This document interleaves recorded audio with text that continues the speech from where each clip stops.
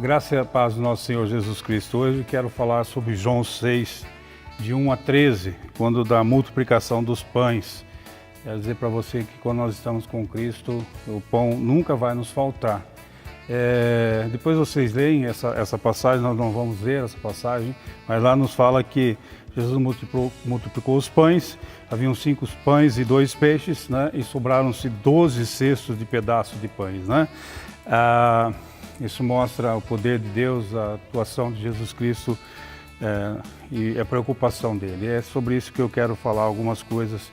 Quero destacar alguns versículos e destacar algumas coisas que servem para nós como lição e algumas verdades sobre Jesus Cristo, né? Primeiro delas, versículo 5 diz: Então Jesus, erguendo os olhos e vendo que grande multidão vinha ter com ele, disse a Filipe: Onde compraremos pães para lhes dar o que comer? Aí mostra a preocupação de Jesus com os necessitados. Ali havia um grande número de pessoas, eles estavam já há muito tempo com ele, com fome, e Jesus olha para aquelas pessoas e sente a necessidade de se preocupar com eles. Assim é com a nossa vida hoje também. Jesus se preocupa com as nossas necessidades básicas, que aquilo é alimentação, necessidade básica. Um segundo ponto, nós vemos lá no versículo 7 e 9, que diz: Respondeu-lhes Filipe: Não lhes bastariam 200 denários de pão para receber cada um o seu pedaço? Então um dos discípulos, chamado André, irmão de Simão Pedro, informou a Jesus: E saiu um rapaz que tem 5 pães de cevada e 2 peixinhos, mas isto o que é para tanta gente? Mostra como a nossa visão às vezes é limitada diante das situações que nós enfrentamos, diante das dificuldades. Mas creia que não é a visão de Cristo, não é a mesma visão, porque Cristo olha de uma maneira diferente. Não é? Versículo 10 diz: Disse Jesus: Vazei o povo a sentar-se, pois havia naquele lugar muita relva. Assentaram-se, pois, os homens em número de quase 5.000. Depois de se preocupar com a necessidade básica, depois de desafiar a fé dos seus discípulos, agora Jesus pede para o povo: olha, mande o povo se assentar, pode ficar sossegado, que o alimento necessário para eles virá. E Deus, o que nós podemos tirar? Podemos descansar no Senhor. Mas isso não quer dizer que eu não vou trabalhar, não vou correr atrás das coisas, não. Eu vou fazer a minha parte e Jesus vai fazer a parte dele nas nossas vidas. Eu vou lá, faço o meu trabalho e a palavra de Deus diz que nenhum dos seus mendigará o pão, nenhum do justo mendigará o pão.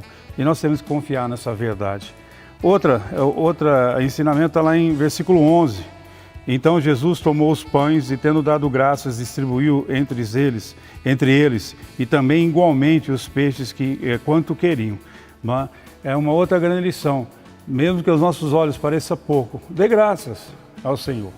Eu lembro de uma passagem de George Miller, que era um homem do Senhor, que construiu vários orfanatos numa época muito difícil. E uma vez, quando as crianças não tinham nada para se alimentar, no café da manhã ele pôs todo mundo à mesa e deu graças. Não havia só as xícaras e os talheres ali sobre a mesa. E oraram e deram graças pelo alimento que eles iriam receber. E nesse exato momento, alguém bate a porta, era um padeiro, trazendo pão, e logo em seguida um leiteiro vem e traz leite para eles. Não estava nada programado, aconteceu algumas coisas que fizeram esses homens trazer.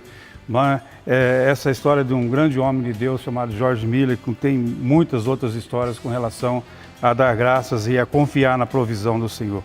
Versículo 11, a segunda parte: distribuiu entre eles e também igualmente os peixes quanto queriam. O pouco nas mãos do Senhor se torna o suficiente.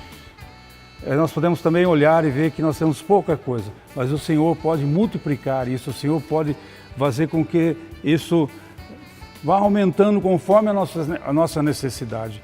Então, coloca diante dele, dá graças pelo pouco que você tem e que Deus vai suprir aquilo que realmente você precisa.